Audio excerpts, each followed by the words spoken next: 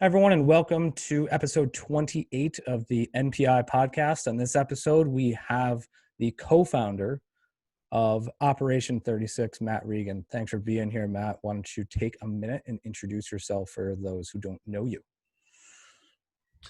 Absolutely. Well, thank you for having me. And for those who don't know me, my name's Matt Reagan. I'm a PGA professional, and as you mentioned, the co-founder of Operation 36 Golf. I was really fortunate to team up with another golf professional, Ryan Daly, at Campbell University in North Carolina in 2010, with kind of the sole goal of creating a long-term junior golf development program. So that's kind of how we start. And to be honest, the folks, Greg Rose and Dave Phillips at TPI, got us really fired up about long-term athlete development. Way back then when we went on their junior track, we were going through all the TPI stuff and as many certifications as we could.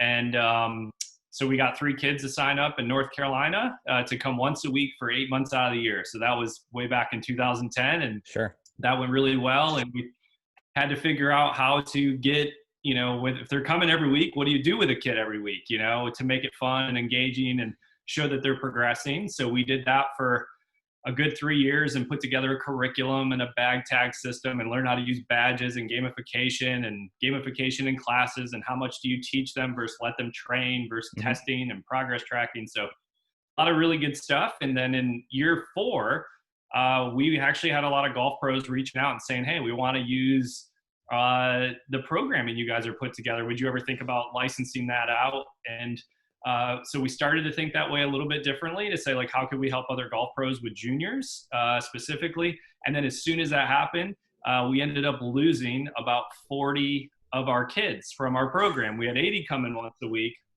and 40 didn't sign back up in March. So it was kind of, it hurt a little bit. So that, from that perspective, that's actually led us on a path to call every parent and figure out, what is the difference between these people who left and the people who are still here.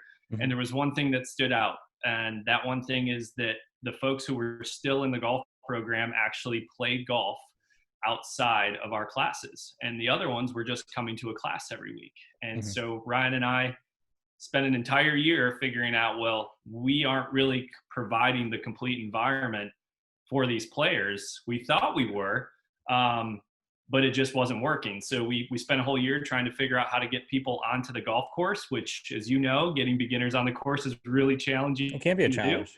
Yeah. Yep. And so landed on, after many frustrating 3-hour, 9-hole rounds, we said, what is the end goal of the program? And we always wanted to get someone to shoot even par for 9 holes. That was like one of our first big milestones, which is a very large gap from first round to that, right? And so we said, well, gosh, I bet if we put our kids on the putting green, they couldn't shoot par from there. We were a little frustrated at the time. And we looked at each other and we're like, we have to try this out, because we were dragging parents around 3-hour, 9-hole rounds from the forward tees. And we knew we were onto something when we got around the golf course in 90 minutes. The parents were thrilled. And the kids who shot 36, which is what we challenged them to do from 25 yards away, the kids who shot 36 were so excited, and the ones who didn't were like begging to do it again next week to try it out. And that is the 4-year journey to what led to, okay, how do we build a long-term program? We figure out you got to integrate play into that program. Yeah. And then once we figured out, okay, how do we actually get people on the golf course in a timely and motivating way? And that's kind of where the Operation 36 was born out of. And then we started licensing and building technology to make it fun and engaging and to track progress of a golfer from their first round to becoming a scratch golfer. And we're in 525 program locations today. And that's kind of the quick story of me and who I am. Yeah, we're very happy to be 4 of those locations. And it's an amazing platform. It's an amazing program. Matt was at Campbell University, which is right down the street from my alma mater, Methodist University. So as they were coming of age, I'm a little older than they are, but I always appreciated what they were doing, and I always saw it as impressive. And for those who are not familiar with the Operation 36 platform, can you give people the rundown? Just give them the outline, tell them what it is, and I think they'll appreciate how genius it really is. Yeah. So at a program location, what we look at is are beginners getting that complete environment they need to be successful? And there's 525 locations now that are like, we want to give a complete environment, because what we're Mhm. seeing is, 5 lessons and then you're ready to take on golf is not really a great model to welcome someone into the game. So we want a new player coming in never to feel lost. We want them to have a clear plan. We want them to have some achievable milestones and to see success potentially their first day that they walk onto a golf course. And we believe that they should be able to play 9 holes the first day too. So Mhm. I guess with those beliefs and mindset in place, what it is if you were joining an Operation 36 program, you would essentially, if you're an adult or a junior, you would come to a weekly group coaching class and train with others, which in a really fun and engaging environment. There's a fun curriculum that some locations use that we have like 6 levels and 72. They're like little objectives. They're educational, but they kind of challenge you to show the Mhm. coach it. And then you earn badges and you get points for being able to show and accomplish those. But then the main core is getting out on the golf course in these 9 hole events that people play in and together in a real safe environment where it's just you and a group of others playing a golf course where you have the opportunity to shoot par that day. Mhm. And so we call it scaling by skill. And so our belief is you should be playing the length of course as you're developing to have that mindset of, I actually have the opportunity to shoot even par today. And if we start people close, say 25 yards from the hole, which is Division 1. And Mhm. so you play a full 9 holes from there. It's like 225-yard track. If you can shoot 36 from there, we back you up to 50 yards from the hole. And if you can shoot 36 from there, we back you up to 100, then 150, and then 200, which is Division 5. And then you transition to 5 more full tee box divisions. So the program's really not over until you can shoot 36 from the full tee box. Yeah. So it's this like never ending mindset that can we continue this? And what we've done is just put together a technology platform that's like based on gamification principles of when you play and when you train, you earn points for your golf community. And then that data comes back to your coach so they can actually, print out some reports and see your development over time. So that's kind of I guess that's the broadest or No, I think biggest it's a great picture of it that explanation. I can do. It's a great Yeah. explanation, Matt. And I know that our coaches, we've introduced it on the junior side this year, and we're going to expand it to adults in 2021. Um, they've loved every second of it. The parents love it. I mean, especially our junior coach at Keeney Park, Evan Lambert, has really been a complete rock star for us. Shout out to Evan.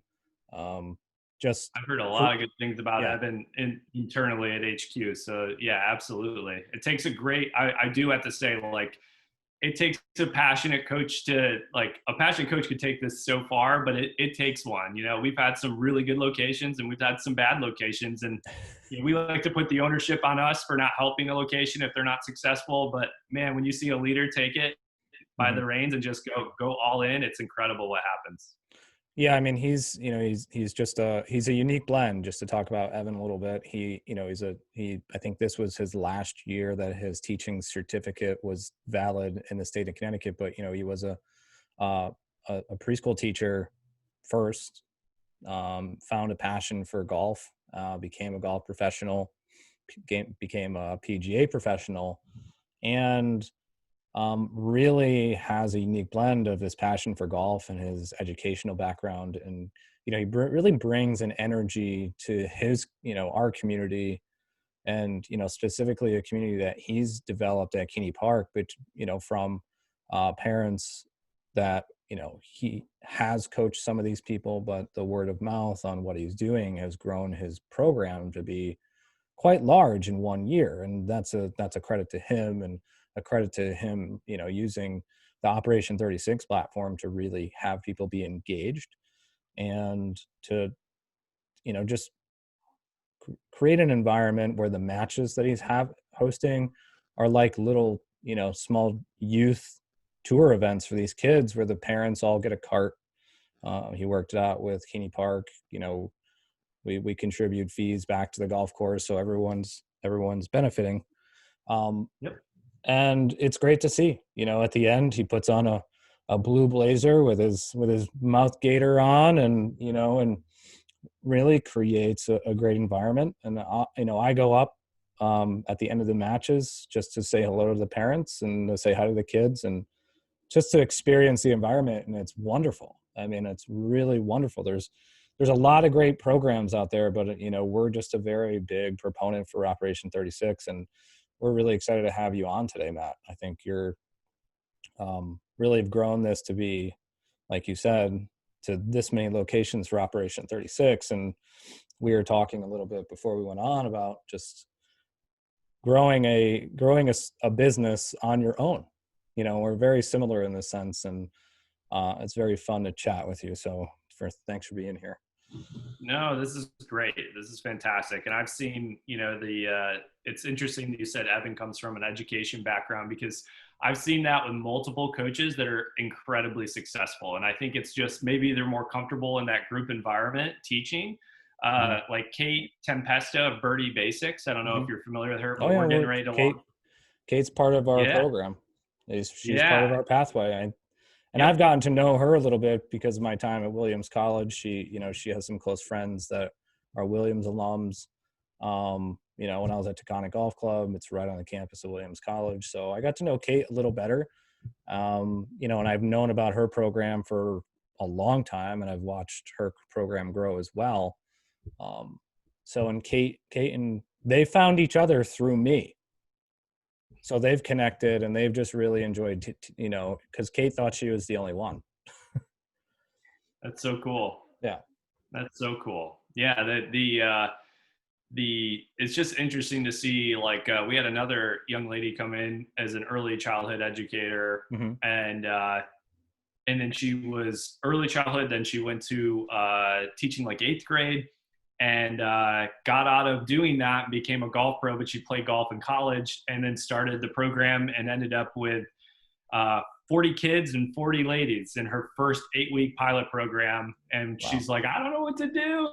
But it's that there's a bit of passion, that comes from that. And they're just how comfortable they are. And I think, looking back at it, what's interesting there is I think that they understand that, like, a group environment, your job is to just create the environment and make it engaging. And almost if you do that, the environment is what shapes them and develops them.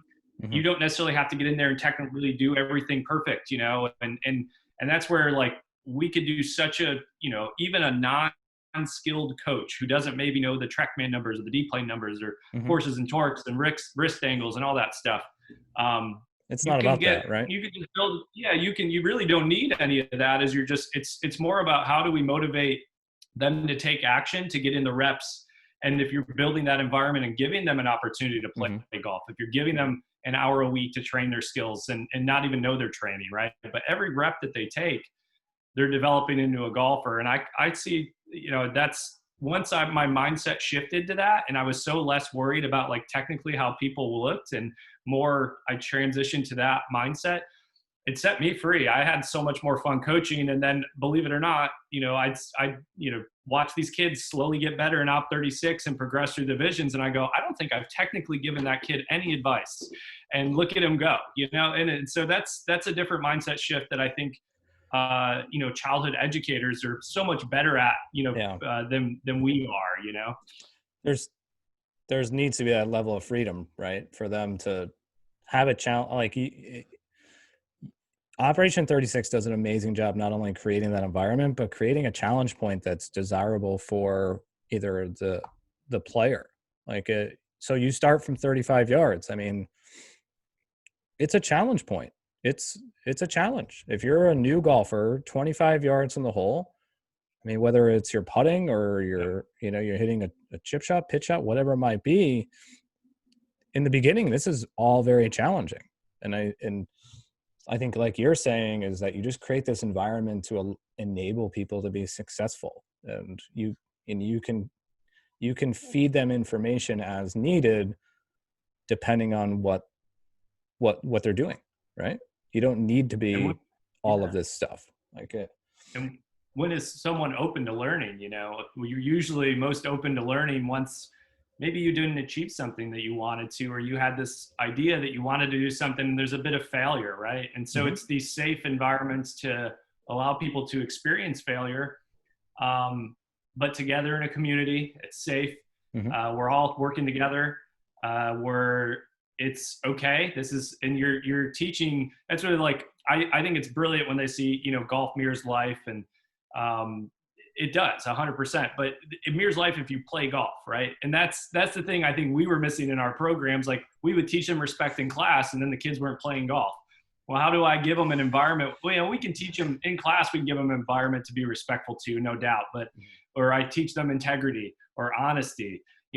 Well, what actually teaches that? When you play the game of golf, yeah, we avoid getting people to play the game. So I'm just such a, I don't know. It just seems like the industry standard is to avoid getting beginners on the course. And I think that's our mission now, is just to keep hammering home the message that if you're not playing golf from day one, and it's, if we want to retain golfers, everyone says, like, what is the best thing y'all ever came up with? And it's just like the name of the program and how we chunk out the center of it being playing golf, and you're not done until you shoot 36 from the full tee box.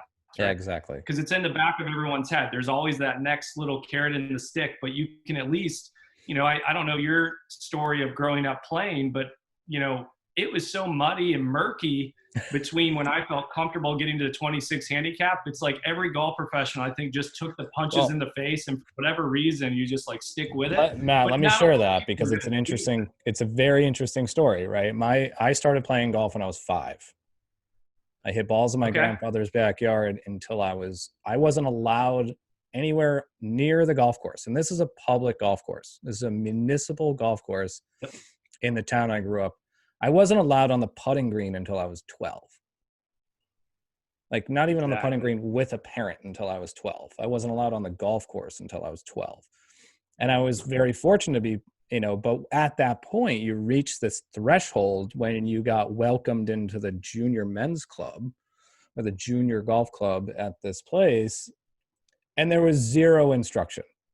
We had one half-hour clinic in the beginning of the summer on how not to ruin the golf course. And we were given a set of clubs. We were told to play 18 holes. You had to hole everything out. And the first time I played 18 holes, I shot 160. Sounds inviting. Yeah. My friend, Ryan Cole, had a broken thumb, played with one hand. He beat me by, I think, 40 shots. But for some reason I went back, and, you had to go figure it out. And there was something to that. There's some type of freedom there that, you just kind of, it was trial and error. It was learning by failing. It was, and we try to do that with our youth players in a little more of a different environment. You make it difficult, and it doesn't matter whether it's, our youth fundamentals class where, our son just went through his first 8-week op 36 program, and there was a certain amount of adversity he had to overcome on a challenge point that he didn't meet one week. And we had to have that conversation with him, and let's try again next week. But there's that challenge point, and it kept him engaged. It really kept him, even though he's a very energetic 6-year-old kid, that one task that Ron Beck had set up for him for this putting station, he wanted it bad. So he came back the next week, did it better, found that challenge point, overcame it, and he was so excited. And that's the environment you're setting up, as opposed to the environment I went through as a kid, where you had to be exceptionally resilient. And that's the reason why out of all of the kids I played golf with that are my age, I was one of 2 that out of about 40 kids that stuck with it. It makes sense, right? Like, I think the NGF just put out those numbers that like 12 million people were introduced to the game, and we only grew by 200,000 in the last 5 years. It's like 99% of people leave. So you go, well, why are they leaving? Mm-hmm. And I think what we take for granted as golf pros is we were the outliers. We were the 200,000 that stayed Mm-hmm. and loved it. And so for whatever reason, you fall in love with it, right? Like you said, it's that challenge, it's this, it's that, but for the masses, if we really want to grow golfers, we have to and create a golfer. How do you measure you're creating a golfer? How do you measure you're retaining them, right? And Mm-hmm. we think the best way to do it is, to buy skill. If the more skilled someone is and they feel like they're good at it, no one's going to come out if they're terrible at something. I don't care who you are. Like when I'm not playing good, even at the level I'm at, I don't want to play. Me neither. It makes you feel terrible, and so when you experience success and go, like, we're starting to see it now because we've been doing this for 10 years at Keith Hills Golf Club, for Mm-hmm. example. And there's a video coming out of, it was cool. We just did a lot of a marketing shoot down at back where we started. Brought in a producer for marketing materials Where to was help. that? Was that You know, McGregor? Was that where that was? Where well, we was that? actually no, we started at Keith Hills Golf Club right at Campbell Oh, University. nice. Yeah. So we would, and that's about where I live in Holly Springs now, which Mm-hmm. is about 35 minutes north of there. It's not Mm-hmm. too far, right here in Raleigh. And so we went and shot again, and I got to see some old students that stuck with it, like one of those 40 that kept with it. And Yeah. this was our first student ever. His name was Cole Howard. And there's a video in this production video that's coming out. It'll come out in late December, early January, where you see him pushing a golf cart, all the TPI stuff set up. He's pushing a golf cart, and he was our only student. It was like I'm in the golf cart. Ryan's clapping, getting him to push it. He's like a 6-year-old.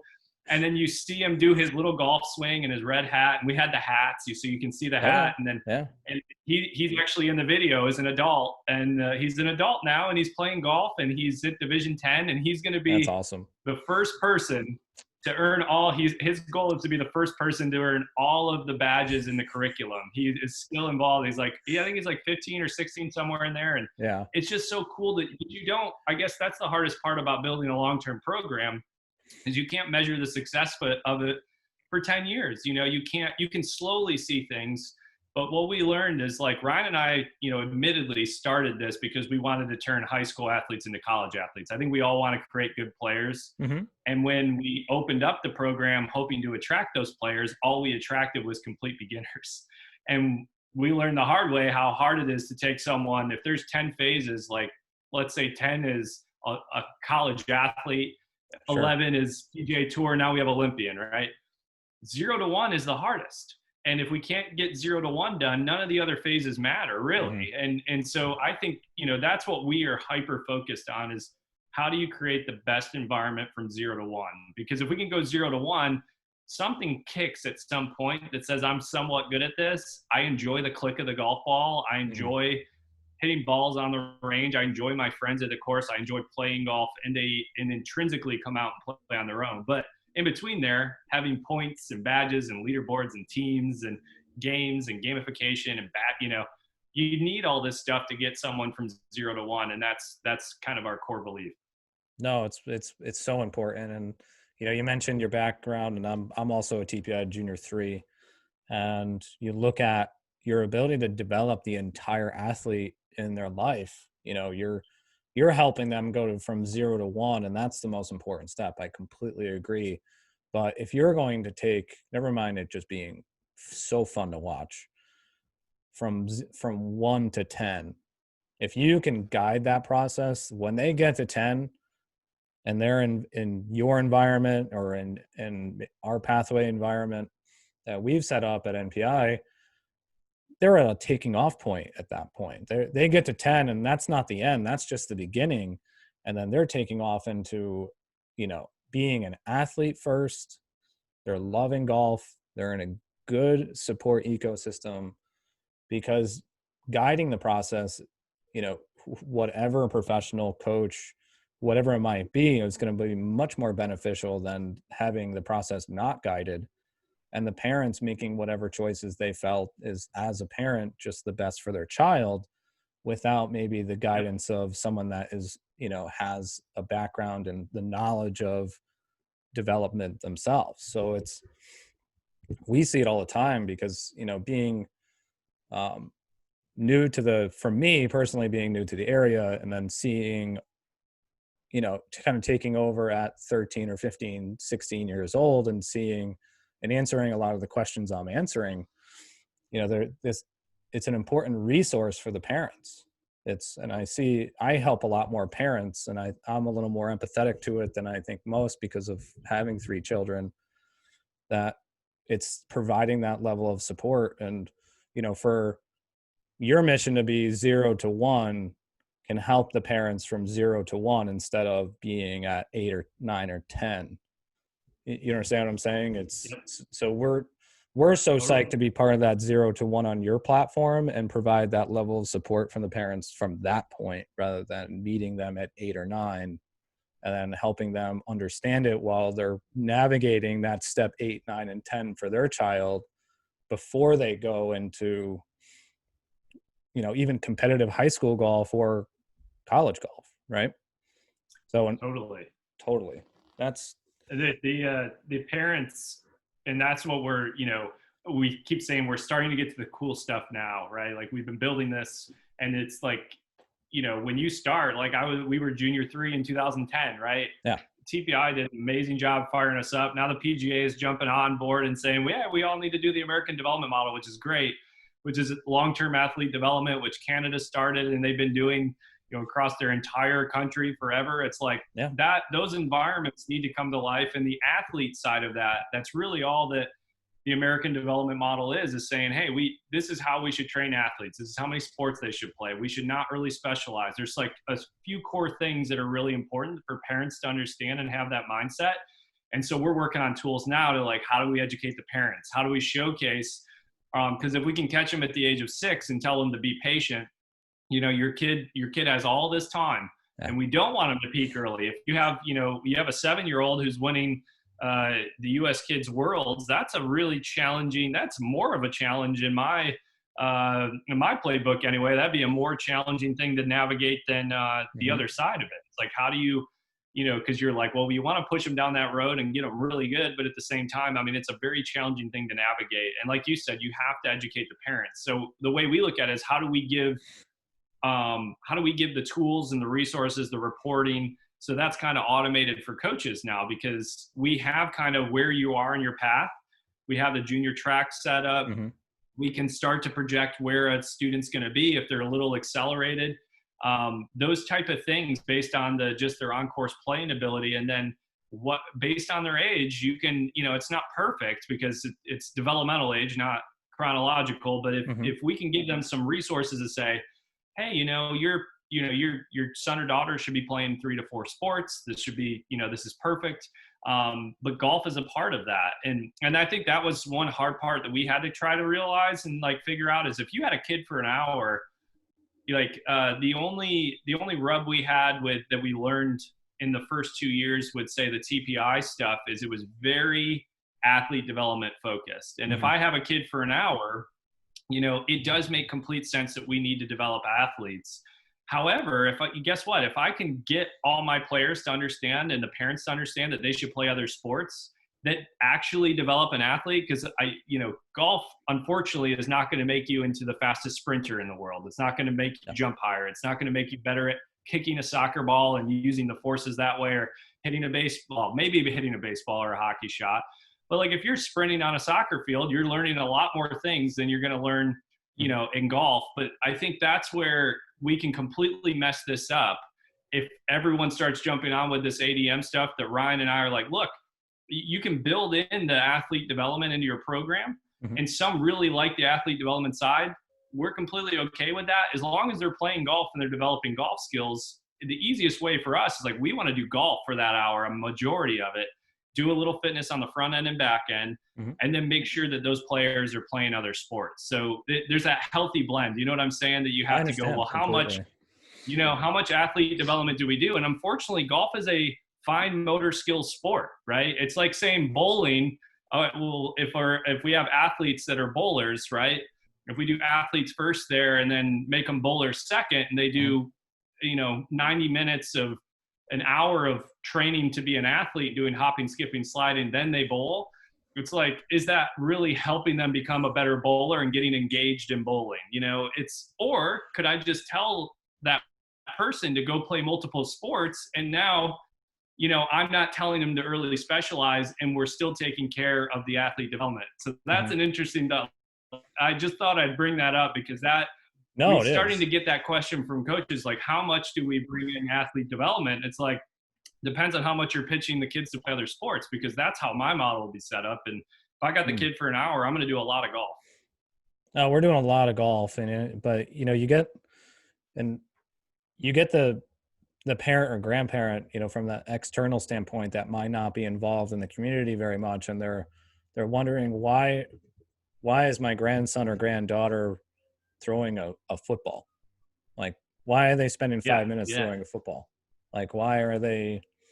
Yep. This is golf class. Why are they doing that? And it's and then you have an opportunity to involve them in the community and understand what they're doing. But um, yeah, I completely agree with you, Matt. I mean, we're such a huge proponent And of you gotta do, yep. we're such a huge You, proponent of you gotta do multi-sport the athlete until like development that. stuff though too. So what's the next step, Matt? I mean, are you still coaching yourself? I do some private lessons here and there, Yeah.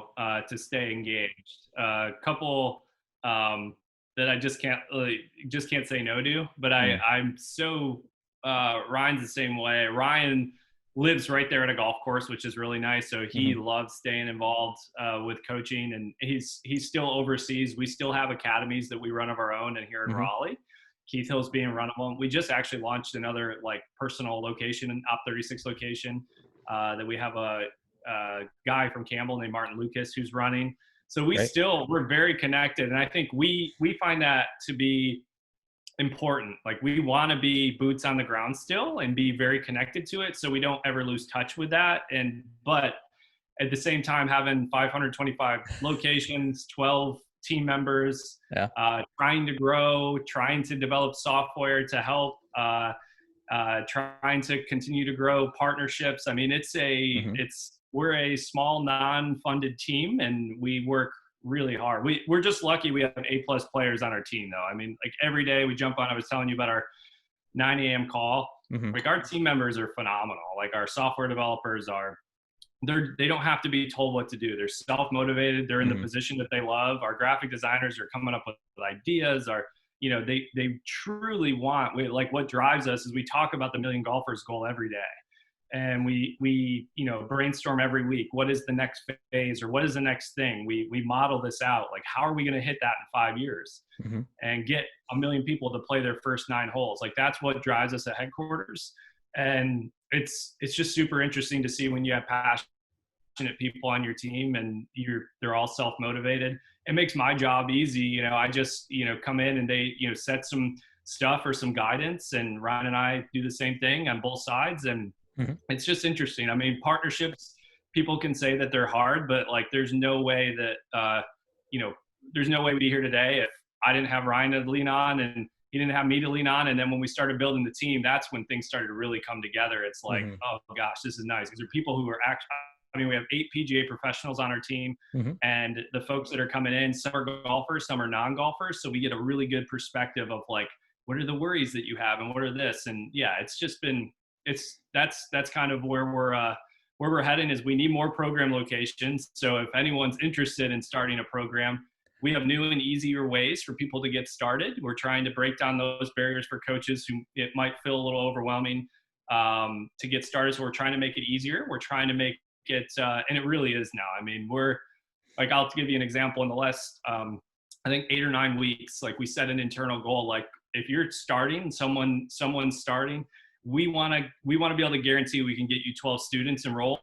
And so you're off and running and get a really good start, because once you get 12, it becomes 24, and it kind of Hmm. cascades from there. Hmm. And we have a 100% success rate in the last 2 months of the 15 or 20 that just started with us, to get them over 12 students. So that's pretty solid. And that's all the accolades go to our program advisors that help make sure this. We like look at every location as if they're our personal golf location, and we need to make them successful, and we can help them. So that's really where we're heading now, is just continue to grow program locations, but also we have some neat stuff we're working on to really get to the end user and think about how can we pull someone else into the game? How do we give a tool to a grandparent to want to pull someone into the game and get them into a program location? So those are some interesting things and thoughts that we're working on here at headquarters.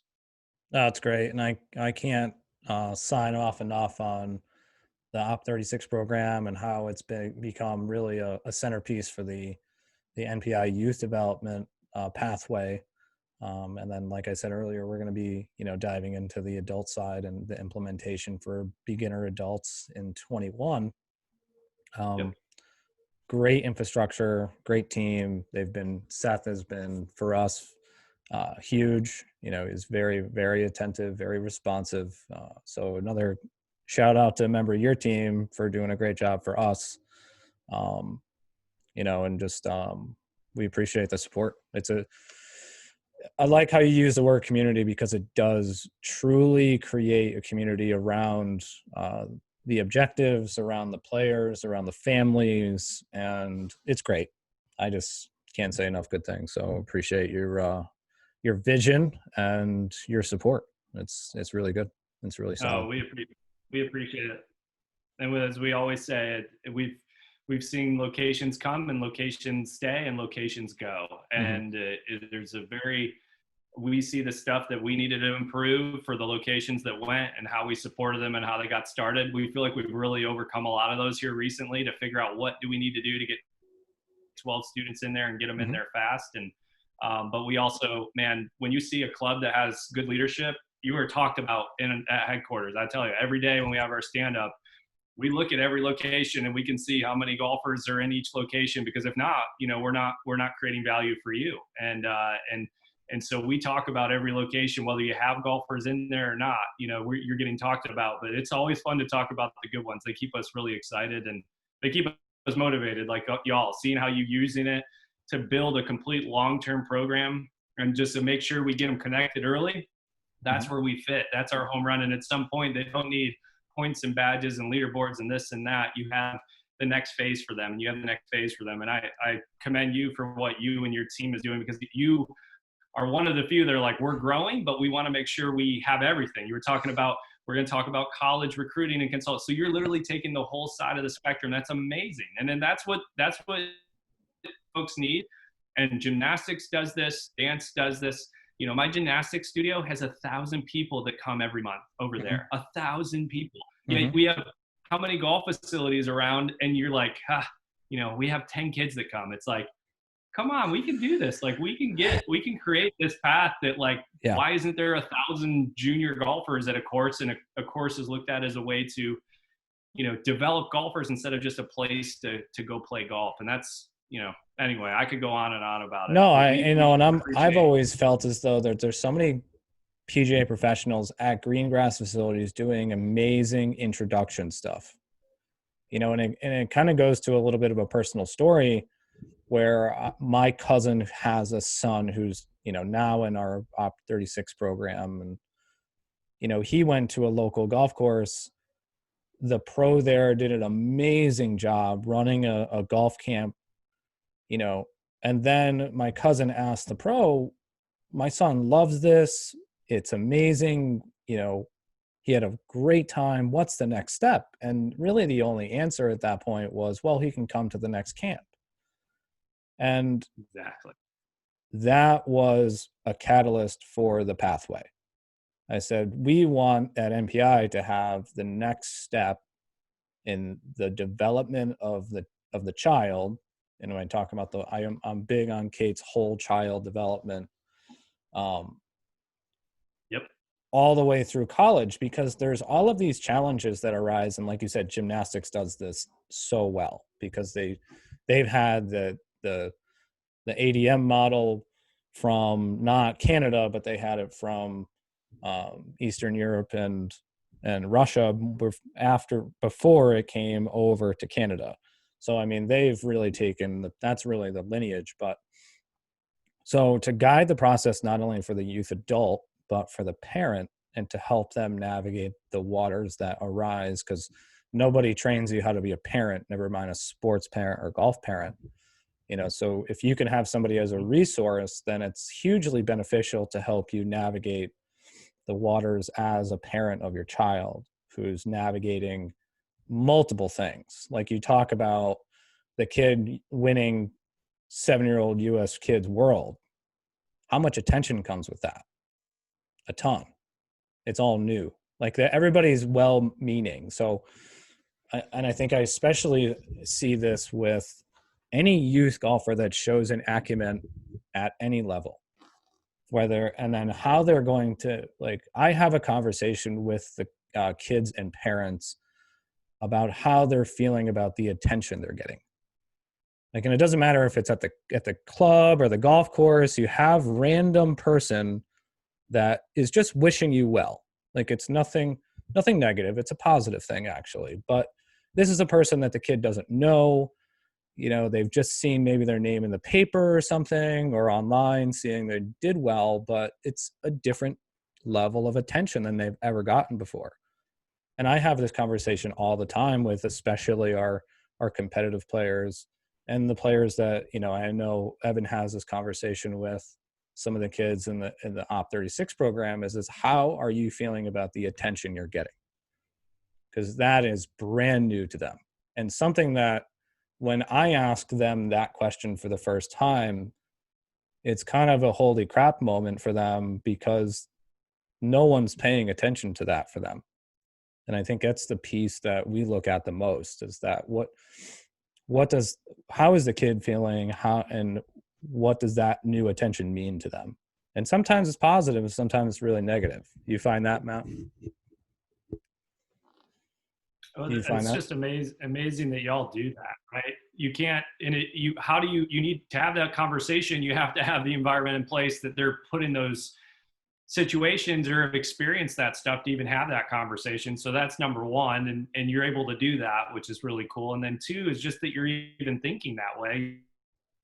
To me, that's amazing. Like, and I think that's where like the PGA is stepping up and saying we need better education to like look at the holistic coach. Mm-hmm. And Canada does so good with this, and they're bringing it. I think Ted Logan's, who is from Canada, is kind of leading that at PGA Mm-hmm. headquarters, and I think it's great because it's like, how do you? But you. I think the reason we don't have a lot of coaches who think that way is they don't have the environment built or the programming built to even have those conversations, right? Mm-hmm. And so, but you're 100, like I think as a coach, your whole role is to like, how do you continue to make this motivating? How do you make this, you're building an environment. I love that question though. It's just a self-reflection. Like, how are you feeling about, this attention? How are you feeling about this? That's really, really cool. And I know kids are probably like, yeah, why are you no, it's like asking a me that? deer It in really gets headlights them because thinking. no one ever thought Yeah. about that. We have, for the kids that I coach privately or are in group programs or both, we have these types of conversations because frankly, Matt, it comes from my own experience. Like I was growing up, I was especially in high school, I was a 3-sport athlete for 4 years, most of it at the varsity level. And no one was helping me navigate all this attention. And I have a different level of empathy personally because I lived through that. I experienced it. I had my parents, they were amazing. They supported me as much as they possibly could, but from a standpoint of having your name in the paper, because in the 90s that was like the thing. If you had your name in the paper, you were like a rock star or something. And now it's social, it's just completely different. But that's where it comes from. It comes from a personal experience. So I make sure to have that conversation just to check in with them. And, now that, I'm getting old enough to have had kids like you're talking about at your first program be, in high school and in college now, and kind of out of college, I'm getting to that point where I'm getting old enough to have some kids that are in our junior programs when I first got out of college be adults now. It's fun to see. And, we have a little bit of a different relationship because we have those types of conversations with their kids. Yeah, and I think that, I've seen or I've heard, we talk to a lot of golf pros and they're like, if I run an op 36 program, like how does that make me different than anyone else down the road? And they look at it this competitive nature. I've seen things that, how does that make me any different? And there's like this ego-centered mind around it. It's like, this are the conversations that they don't understand, that like it's just the program helps get people in the door. It's like a great way to get started. Yeah. It's better tools that you're providing for a player. If you really Mm-hmm. want to provide better tools, if you can provide better tools than what we can, that's fine. But at the same time, we've seen so many different, like, it all matters in the leadership that's implementing and Mm-hmm. growing their program. Like, Operation 36 isn't the center of what you do. You guys still have your own brand. It's just a tool for you to get that going. And this is a perfect I try to explain this to the team, like, this is a perfect example of, like, what you're doing is not, not what 90% of the locations do. And what some locations, and we hear what they do and you see them be successful, it's because of the program isn't everything. It's a foundation for you to work off from, and then you have to put and take it and run with it and build Mm-hmm. the environment you want with it. And that's one message I love to get out to everybody, because I think the ones that are like, I'm not going to run op 36 because it's not my program, well, like, that's malarkey. It's just a platform for you to work off from, to help develop somebody and lean into a little bit to help support you. And that's what we're here for. And we want to give that environment to as many players as possible. But it doesn't matter that every single program's different. Some programs are super successful, some aren't. Some have the knowledge and experience like you have. And you're always going to find, like, when you have what you can see what you're building, you have that experience, you have this vision for where you want your players to be. And Mm-hmm. I commend you for it. It's really, really cool. And it just reminds me of, like, where, what we try to do at our locations here in Raleigh, and as they continue to progress. And as your environment grows, you're going to have to grow, right? As you get better players, you're going to have to grow. And Mm-hmm. it's just really neat. So I commend you for what you're doing. And it's really cool to see that just know that programs like that around the country are popping up because of you. No, I appreciate that, and we appreciate y'all's support. And yeah, I said y'all. I haven't said that in 15 years. There you go. You guys. You guys. It's a New England thing. Well, Matt, thanks for being on. I really appreciate it, and thank you for sharing your vision with us and your time today. And we look forward to seeing you soon. We'll have you on again. We'll keep talking. Thanks for having me on, Peter. Yeah, thank you.